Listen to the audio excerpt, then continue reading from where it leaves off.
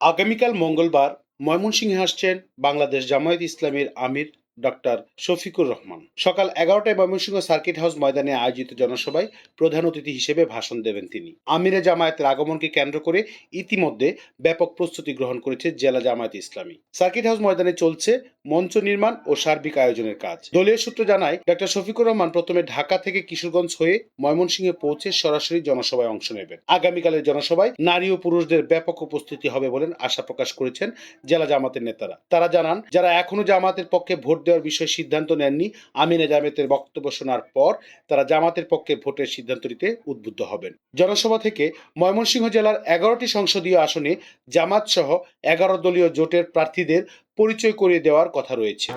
ইতিমধ্যেই লক্ষ্য করেছেন যে আমিরে জামাত আগমন উপলক্ষে আমাদের নেতাকর্মীদের ভিতরে প্রচুর আগ্রহ সৃষ্টি হয়েছে এবং সেই সাথে সাথে আমাদের সদর, মহানগর এবং আশপাশের উপজেলার মানুষের ভিতরে প্রচুর আগ্রহ তৈরি হয়েছে।